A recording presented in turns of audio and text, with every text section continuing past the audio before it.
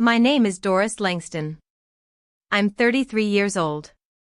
And this is the story of how my parents handed over my apartment to my sister, and how a buried secret involving $400,000 shattered everything I thought I knew about family. I live in Frankfurt now. It's been just over a year since I packed up my life in Austin, Texas and crossed the Atlantic. I work at a major investment firm. The hours are brutal, the pressure never ends, but the freedom is something I never had growing up. Back in Austin, everything came with a string attached. Every favor, every compliment, every so-called family gift came with an invisible hook. And I only truly realized it once I got away. Back home, I left behind my parents and my little sister, Marie. She's 9 years younger than me, always the sweet one, the one whose scraped knees turned into family emergencies while mine went unnoticed. I don't say that out of jealousy. I say that because it's the truth, and the truth has teeth. We were never close. When I was working 2 jobs and applying for scholarships, Marie was painting murals in her room and skipping homework for boyfriends. When I was helping Dad pay off the mortgage in my 20s, Marie was still asking for gas money and complaining about her phone plan. But I figured that was just how families worked. You help each other. You do your part.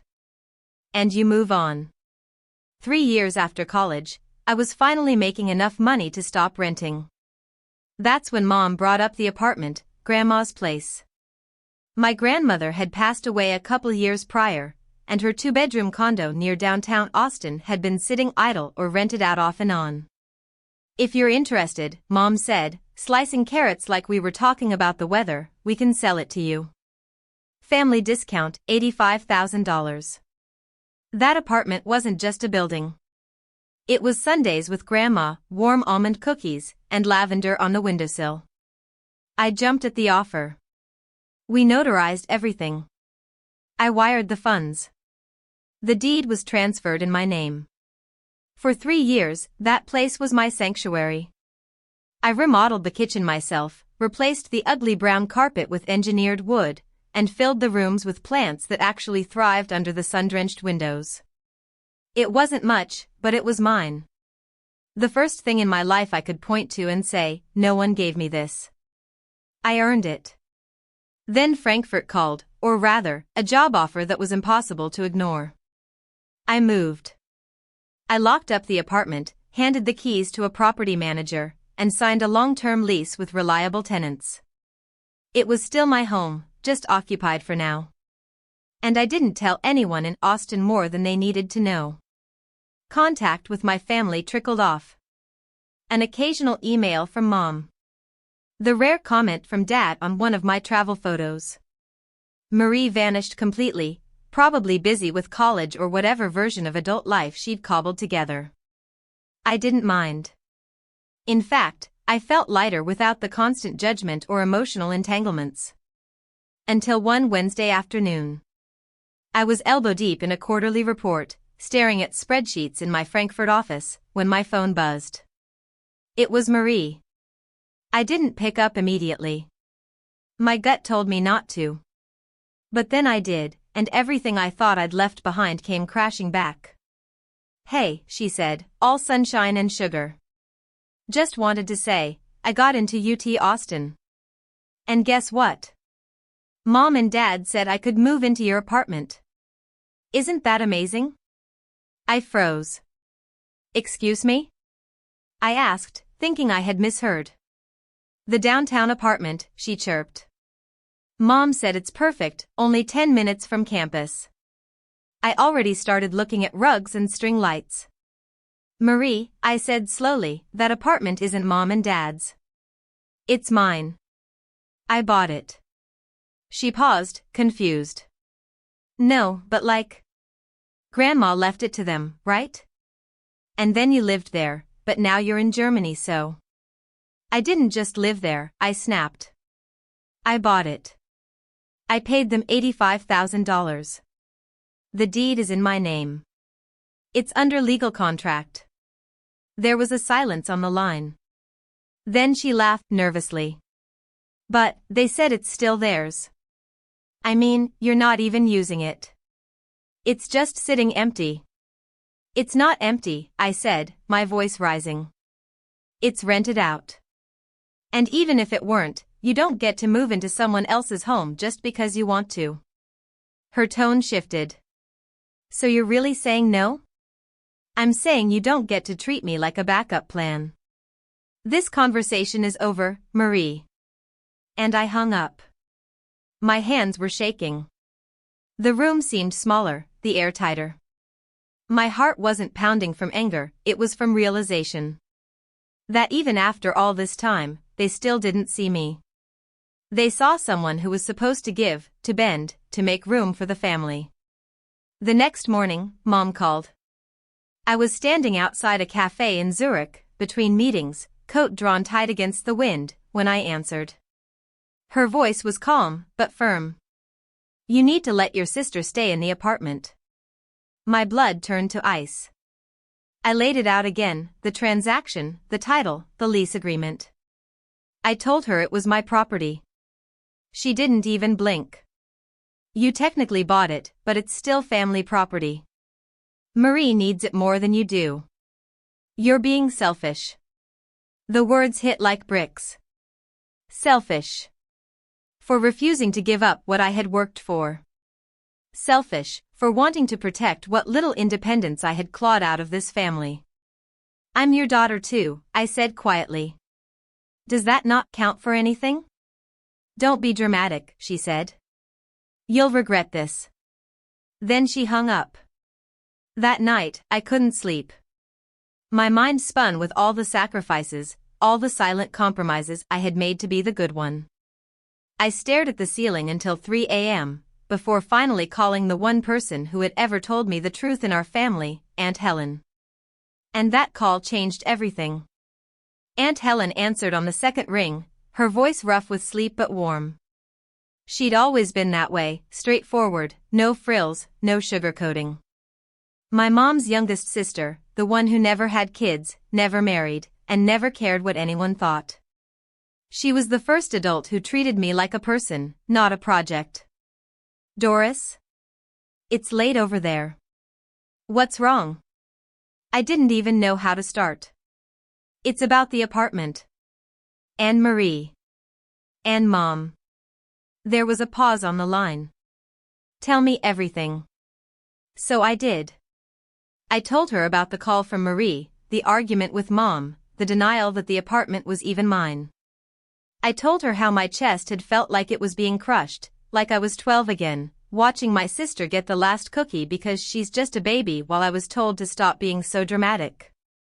When I finally stopped talking, Aunt Helen sighed so deeply, I felt it through the phone. You're not crazy, Doris, she said. And you're not selfish. This is just how your parents operate. Your mom always believed Marie was the one who needed more, and you were the one who could give more. I didn't respond. I didn't need to. She was right. That had been the unspoken agreement since forever. But that apartment, she continued, you really did buy it, right? Yes.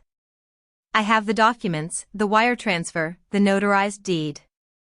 I did everything legally. And it's still yours? Yes. Then you need to protect it. I nodded, even though she couldn't see me. And there's something else, she added, her voice dropping to a whisper. Did your parents ever tell you about the money your grandmother left behind?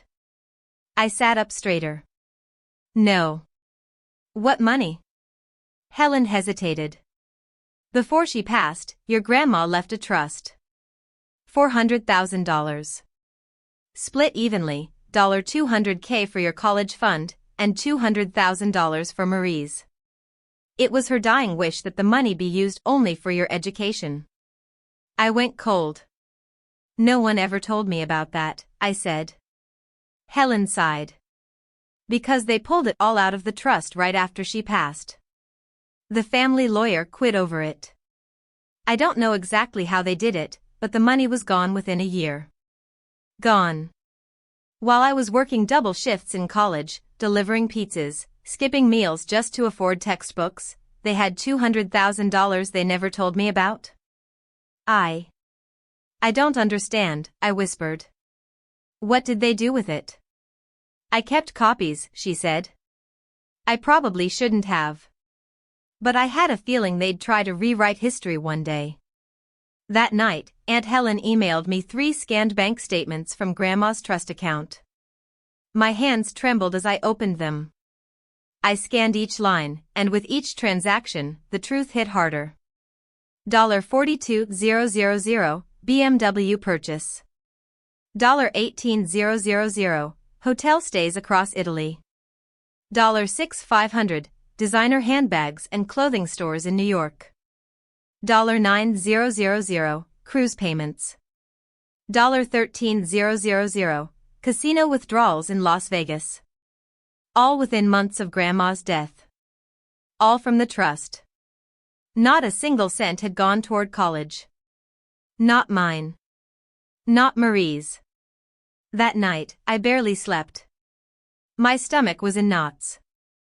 I kept seeing my younger self, hauling bags of laundry on the bus to save quarters. Crying quietly in my dorm room because I couldn't afford to fly home for Thanksgiving. Meanwhile, they were clinking champagne glasses in hotel suites bought with my future. The next morning, I called Marie. This time, I didn't wait. I FaceTimed her directly. When her face appeared on the screen, she looked surprised and tired. She was wearing a hoodie, her eyes puffy like she hadn't slept either. Doris? I need you to see something, I said. I shared my screen and pulled up the PDF file, the property sale contract, signed by both our parents and notarized. She stared at it in silence for nearly 2 minutes. This is real, she whispered. Yes. But they told me. They lied, Marie. And not just about the apartment. I pulled up the bank statements next. Her mouth dropped open. I walked her through each charge. They told me they used everything on your college, I said. But I never saw $1 of it. She was quiet for a long time. Then finally, she whispered, me neither. She told me the truth. That she had a full scholarship. That she worked at the campus library to afford groceries. That every time she asked for help, piano lessons, summer camp, even shoes for track, she was told, we just spent on your sister. I told her I had been told the same things. That her wants always came first. That I was the one draining the family dry.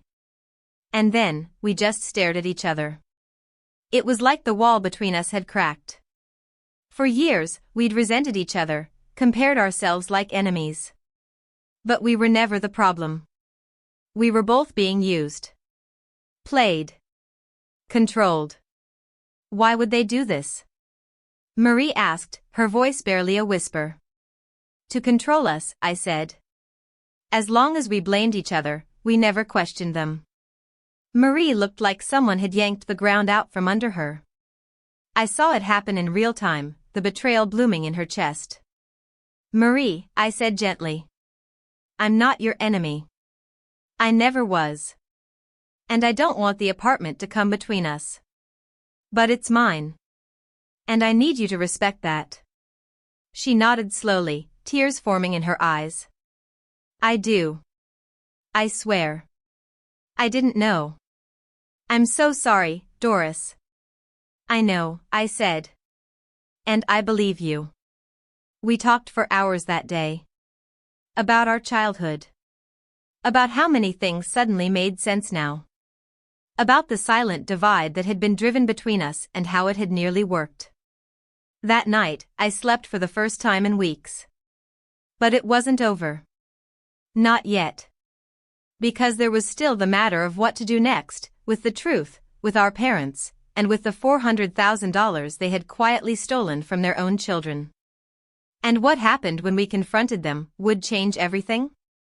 I landed in Austin on a warm, windless afternoon. The kind where everything looks too calm, too bright, like the world hasn't caught on to the firestorm building in your chest. Marie met me at the airport. She was driving an old sedan borrowed from a classmate, her hair tied in a messy bun, her face pale but set with resolve. The last time we'd seen each other in person, she was still a teenager, the little sister I barely knew how to talk to. But now, there was no confusion in our silence. Just purpose. We didn't speak much during the drive. The hum of the engine filled the space between us, but it wasn't awkward. It was focused. Final.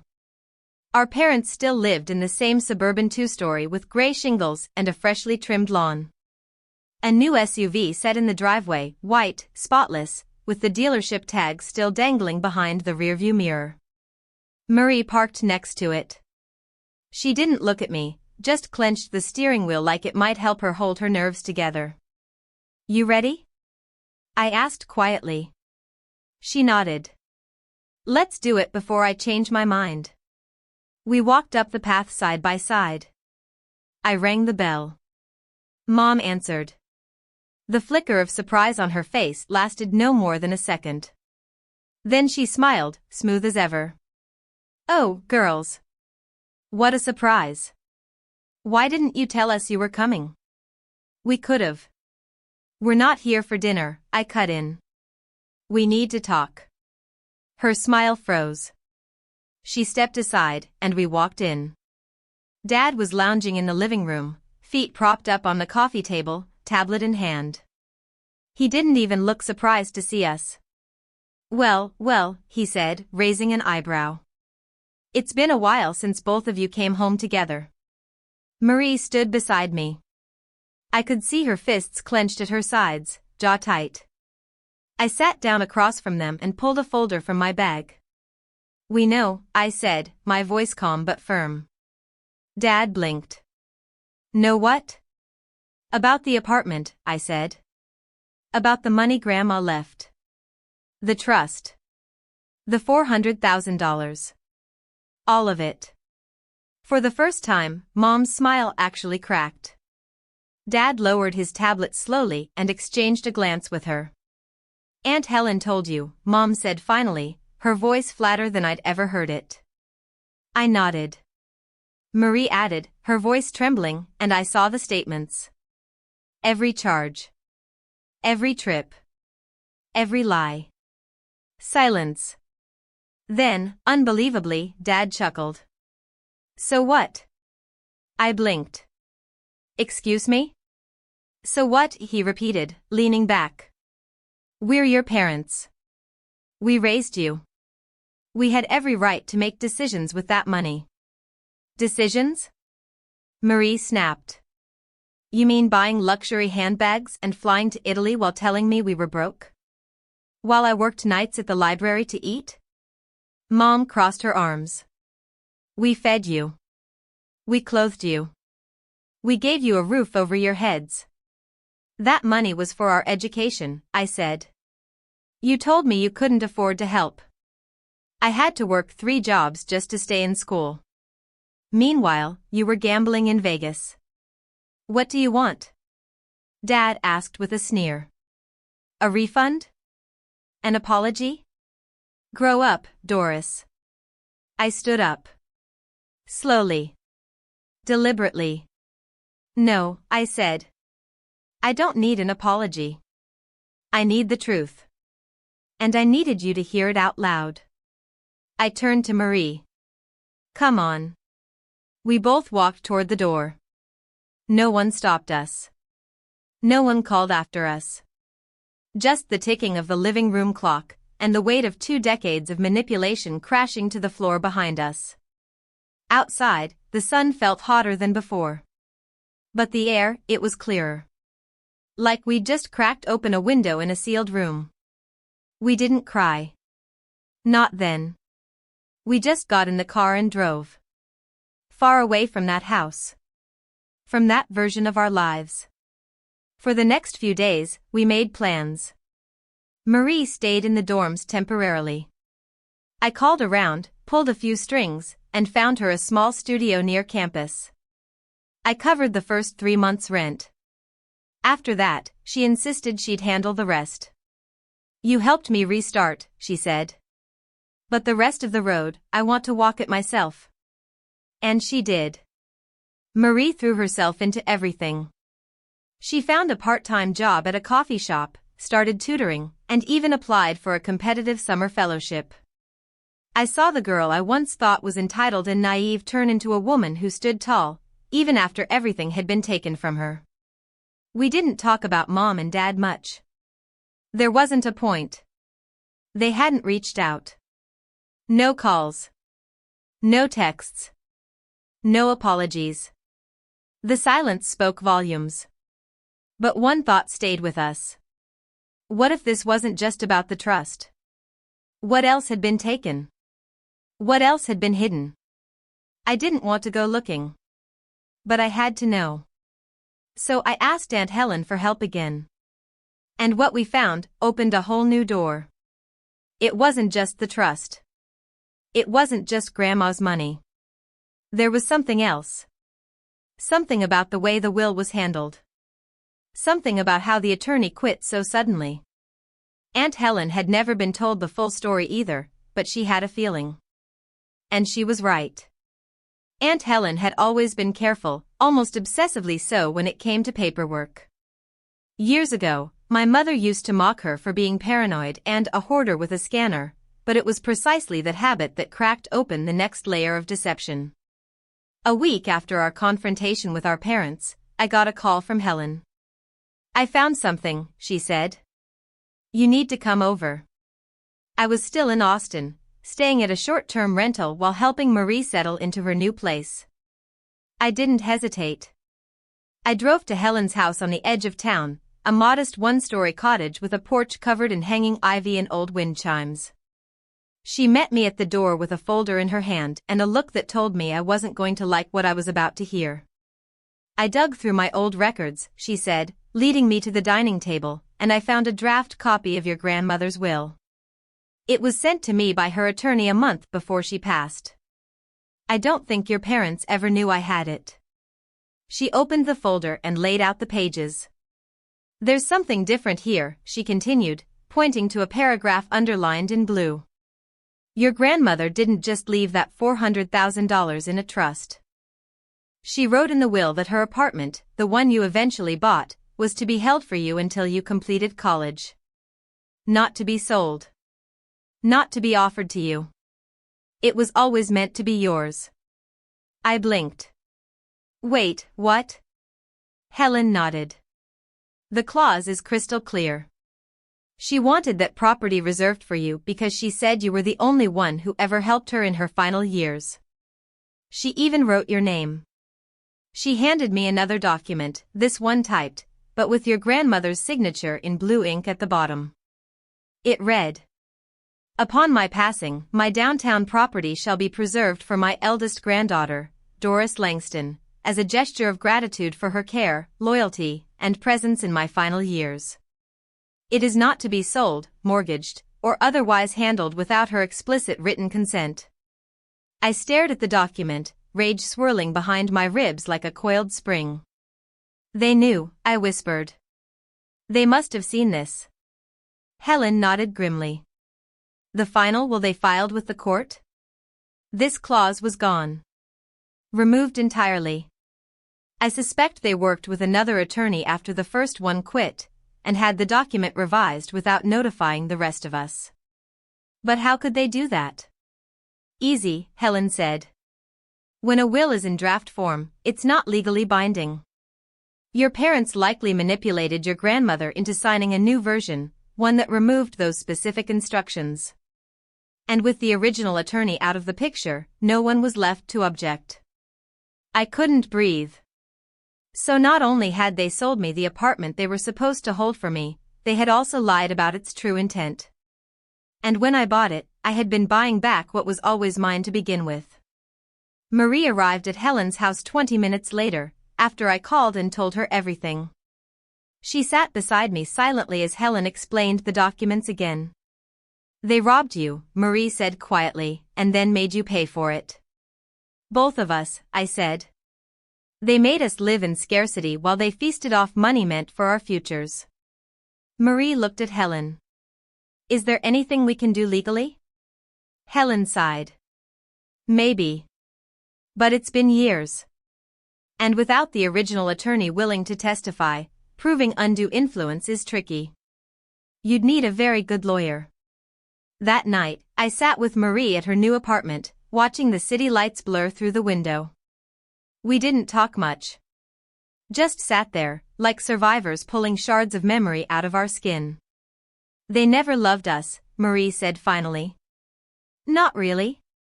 Not in the way we needed. I think they loved control more than they loved anything. She looked at me, tears rimming her eyes. Do you regret coming back? I shook my head. I regret ever believing they'd change. The next morning, I sent a single email to our parents. No anger. No begging. Just clarity. Subject, regarding all matters. Mom, Dad.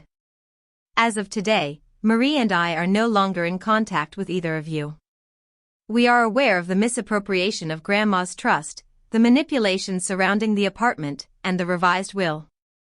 We will not pursue legal action, not because we can't, but because you're not worth the time. You'll hear nothing more from us. Doris. They never responded. Days turned into weeks. Marie blossomed. She found a rhythm, juggling her job and classes, cooking for herself, decorating her small space with dollar store lights and second-hand books. She had never looked freer. As for me, I extended my stay in Austin by another month. I used that time to work remotely, visit old haunts, and come to terms with the version of my past I'd buried. I even returned to the apartment, my apartment, for the first time in over a year. The tenant had just moved out. I walked through the space quietly, running my fingers along the kitchen counter I'd once installed with my own 2 hands. The plants were gone. The lavender scent was faint. But the bones of it were still mine. I stood in the center of the living room and whispered, "You're not theirs. You were never theirs." And in that moment, I realized I didn't need to forgive my parents. I just needed to release them. Marie and I began making plans, not revenge, not lawsuits, but something better. A joint scholarship fund in Grandma's name, starting small, targeting girls in our neighborhood who dreamed of college but had no support. We called it the Alma Langston Initiative. Helen helped us draft the paperwork. The first 2 recipients were selected within 6 months. It wasn't about fixing the past. It was about making sure no one else had to live it. And just when I thought the past was behind us, something else arrived. A letter, handwritten, without a return address. It was from someone I hadn't heard from in over a decade. And it was going to change everything, again. The envelope was thick, sealed with a faded wax stamp I didn't recognize, and addressed in cursive, the kind that looked like it had been written by someone who hadn't touched a keyboard in years. No return address. Just my name and my old Austin apartment's location, forwarded to my temporary rental. I turned it over a few times before opening it. Inside was a letter. Dear Doris. You don't know me well, but I knew your grandmother. I was her attorney before everything fell apart, before your parents forced me out and silenced the truth. My name is Arthur Kellerman, and I handled Alma Langston's estate up until the week she passed. I've stayed quiet for years out of fear, out of weariness. But I kept something I believe rightfully belongs to you, a safety deposit box key your grandmother gave me shortly before her final hospitalization. She instructed me to pass it to you personally when the time felt right. And until recently, I wasn't sure it ever would. But someone, I believe your Aunt Helen, made it clear that you know the truth now. And that you're ready. The box is still intact. And everything inside it was meant for you. If you'd like access, come see me. I've enclosed my address. Regards. Arthur D. Kellerman. I read the letter twice, maybe 3 times, before I looked up and realized I'd been holding my breath the whole time.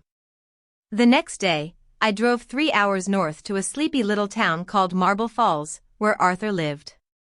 His office was a modest one tucked behind a law bookstore, smelling of cedar and old paper.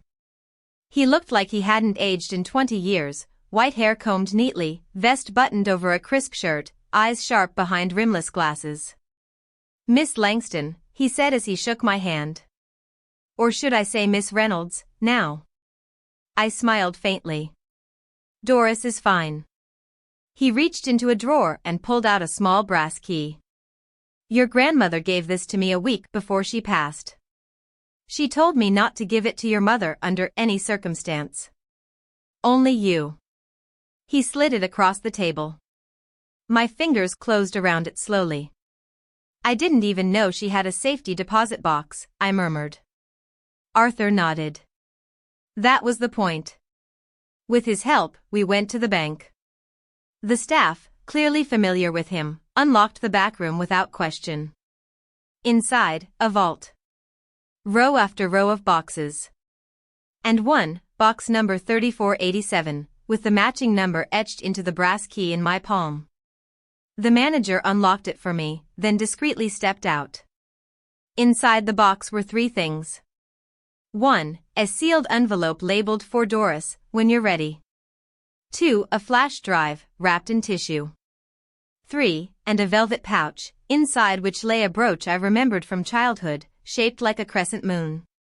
My grandmother used to wear it on special occasions. My hands shook as I opened the envelope first. "Doris. If you're reading this, then it means the people I hoped would protect you failed to do so. And for that, I am sorry. You always stood alone, even when no one noticed. You were my quiet shadow, my Sunday baker, my lavender reader. I saw you. Every day. Even when your parents didn't. The money in the trust was supposed to be yours and Marie's, and I made my intentions clear. If it was taken from you, then I trust you've discovered that by now. But I left you something else, something your parents never knew about. On the flash drive, you'll find a series of recordings. I made them during the last few months of my life, reflections, confessions, and documentation of the decisions I made and why. I knew your parents were hiding things. I knew they were waiting for me to die.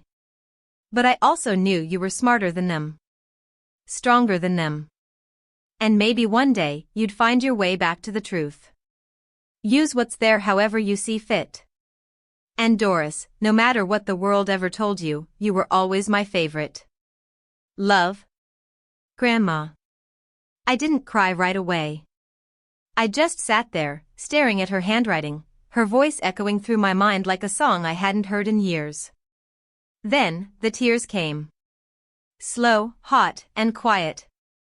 That night, back at my rental, I plugged in the flash drive. There were 12 recordings. Each one labeled with a date. Each one no longer than 5 to 10 minutes. In the first, Grandma spoke softly, as if talking directly to me. "I know they're going through my cabinets now. Your mother, especially. She's looking for documents, ledgers. She won't find them, I burned the copies. But I made this drive, Doris, because paper disappears. Digital things, they last longer." The recordings were damning. She detailed the ways my mother manipulated her after her diagnosis, how Dad convinced her to revise her will while she was sedated on painkillers. She spoke of threats, of being isolated from Aunt Helen and her church friends. She named names. Dates. Details. And at the end of one file, the last one, she said something that chilled me to my core.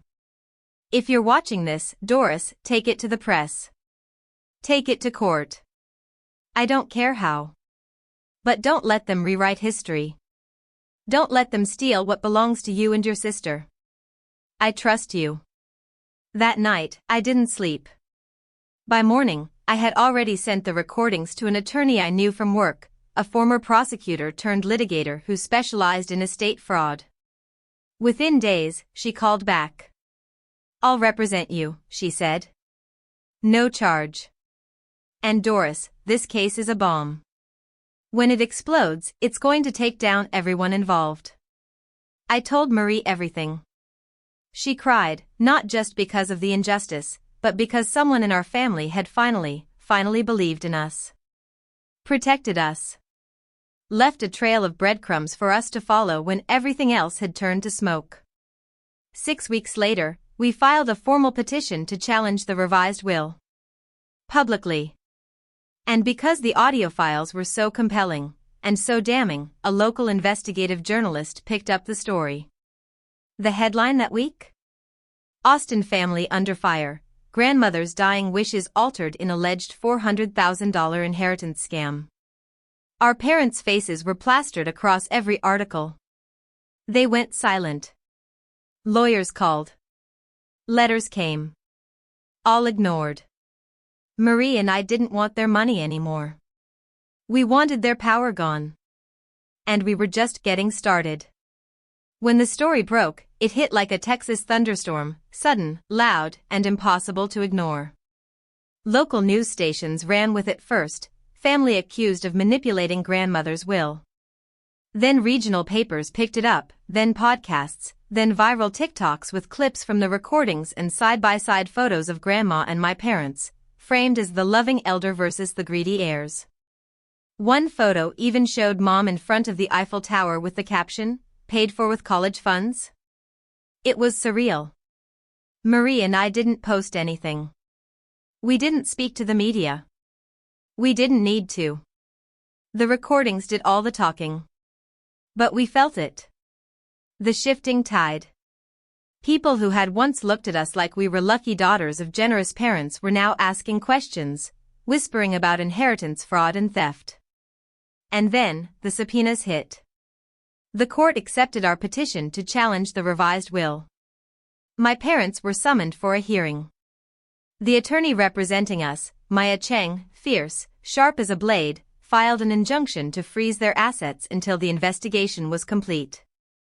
Their bank accounts, the new SUV, even the apartment they'd moved into after selling their old house, everything was under scrutiny.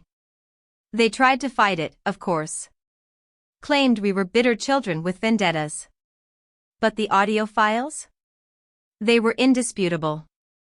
Maya stood before the judge with a cool, collected presence and played a 3-minute clip from Grandma's final recording. Her voice is frail but clear, describing how my mother pressured her to sign a revised will just hours after a morphine injection. How Dad threatened to cut her off from her granddaughters if she didn't comply. The courtroom was dead silent. When the clip ended, the judge stared at my parents for a long moment and then said, "You may want to reconsider your legal strategy." It was only the beginning. The legal process was slow, but it was moving. In the meantime, Marie and I rebuilt. We started small. Moved forward with the Alma Langston initiative, growing the fund through crowdfunding once our story gained attention. Within 2 months, we'd raised over $20,000. Applications for the scholarship poured in. People believed us. People believed us. It was a strange kind of healing, watching strangers validate the pain our own family had once ignored. One morning, over coffee and peach toast at the little cafe near UT Austin, Marie looked at me and said, "Do you ever think, maybe this was supposed to happen?" I raised an eyebrow. "You mean being robbed of our future and lied to for 20 years? She laughed, light and easy. "I mean, look at us. We were 2 girls raised in the same storm, but we finally saw the sky together. We chose each other, Doris. In the end, that's the part they couldn't control." I looked at her, truly looked at her, and I saw a young woman who had shed the need to be liked, who no longer wanted to be someone's golden child. She was her own person now. Grounded. Gritty. Real.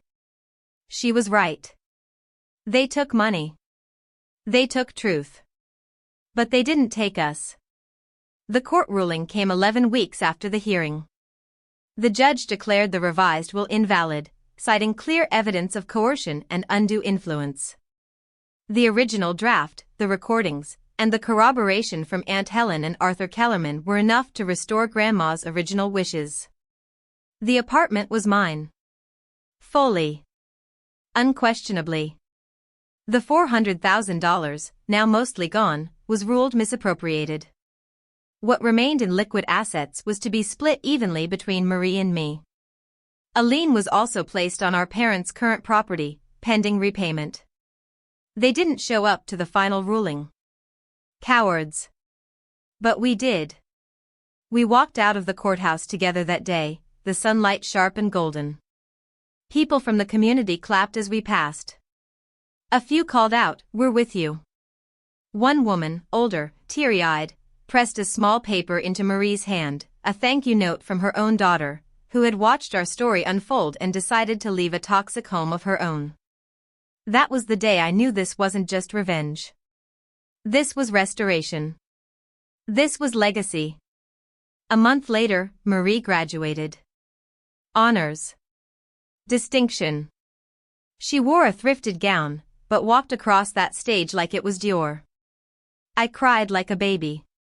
She found me after the ceremony and said, "You know, you're the reason I got here." I shook my head. No. Grandma was the reason.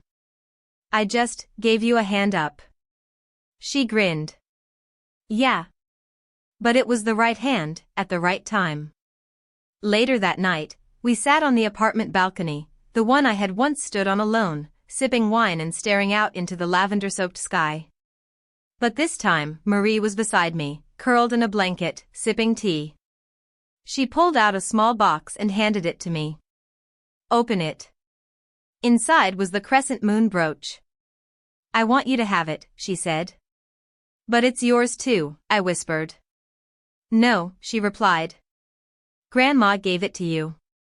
And I think she meant more than jewelry. I think she meant, keep watching over us. Keep the light, even in the dark. I smiled through the tears. She'd be proud of you, Marie. So proud. Marie leaned her head against my shoulder. I hope so. We sat there in silence, the city lights blinking like quiet stars. We didn't talk about Mom or Dad. We didn't need to. They were ghosts now. Shadows that no longer followed us. And that night, I realized something else. Sometimes, revenge isn't loud. Sometimes, it's two sisters laughing on a balcony, rewriting a story that was never supposed to end in love. 6 months passed. By then, Austin had settled into its mellow rhythm of long summer evenings and burnt orange skies. The scandal had quieted, replaced by the next viral outrage, the next internet frenzy. But for Marie and me, the echoes hadn't faded. They had simply softened. No longer barbed. Just reminders. Warnings. A memory we would never ignore again. Our parents? They left town. We heard through one of Aunt Helen's old friends that they sold their new SUV, moved out of their house, and relocated to a small town outside of Waco. No one there knew what they had done. No one looked at them like thieves of their own blood. And maybe that was what they were chasing, anonymity. A clean slate they didn't deserve. They never called. Not to explain. Not to apologize. Not to fight. They just vanished. And for the first time in my life, their absence wasn't something to mourn. It was freedom. Marie's life bloomed. She got a job offer from an environmental nonprofit just 3 weeks after graduation. Nothing flashy. Nothing corporate. But exactly the kind of work she dreamed about back when Mom told her it was a hobby, not a career. Now, she walked into that office every morning with a badge that read Program Coordinator, and a voice that mattered in rooms she was once too afraid to enter. She paid back the 3 months of rent I had fronted, in cash, crisp bills wrapped in a ribbon, and said, "Now we're even." But we both knew we were never keeping score. We had something better now, a bond no one could twist, a foundation they hadn't built. We still lived close. Still saw each other every weekend. Still argued over whether pancakes or waffles were the superior breakfast food. Still shared stories over cheap wine and Netflix reruns. And as for me? I stayed in Austin. I didn't go back to Frankfurt. My firm offered me a remote strategy role from here, a promotion, even. Apparently, standing up for myself didn't ruin my career. It revealed it. Funny how life works that way. One afternoon, I stood in my apartment, and looked around at the space that had once been invaded by lies. The walls had new paint. The plants had returned to the balcony. And the scent? It wasn't lavender anymore. It was something new. Jasmine, maybe. A little wild. A little bold. I walked to the small drawer beside my bed and pulled out the crescent moon brooch. I hadn't worn it yet. It wasn't jewelry anymore. It was history. Legacy. Truth, cast in silver and patience. I pinned it on the inside of my blazer pocket and smiled. Grandma would have liked that. Later that week, Marie and I were invited to speak at a local youth center. They'd seen our story. Wanted us to talk to teenagers about money, trust, and the family we choose. I didn't know what to say at first. How do you explain betrayal without breaking hearts? But Marie did. She stood before the room and said, sometimes, the people who are supposed to protect you, don't. And that hurts more than anything. But if you learn to protect yourself, if you build your own truth and share it with the right people, that becomes your real family. The room was silent. Then it exploded in applause. We stayed afterward, answering questions. Listening. Hugging girls who whispered things like, I didn't know other people felt this way, and I thought I was alone. We told them the same thing again and again. You're not alone. You were never alone. And that night, driving home under a pink-orange sky, Marie looked out the window and said, you know what I think the real revenge is? What? We didn't become them. I smiled. No. We didn't. It's been a year since that first phone call, the one where Marie told me she was moving into my apartment like it was a dorm room handout. A year since I discovered the $400,000 betrayal. A year since Grandma's voice reached me from beyond a sealed box and shattered every lie I thought I'd outgrown. I used to think closure meant justice. Getting back what was taken. Making people see what they did. But now I understand, closure is something you give yourself. Not by getting even. But by getting free. We lost time. We lost money. We lost illusions. But we gained truth. We gained each other. And no one can take that from us again. This was Revenge Echoes, where stories speak louder than revenge. Sometimes, justice doesn't come with courtroom fireworks or dramatic takedowns. Sometimes, it arrives quietly, in the form of a sister's forgiveness, or a truth long hidden finally brought to light. What do you think of Doris and Marie's choice? Would you have fought back the same way? Let us know in the comments, and don't forget to subscribe for more real-life stories of betrayal, justice, and redemption.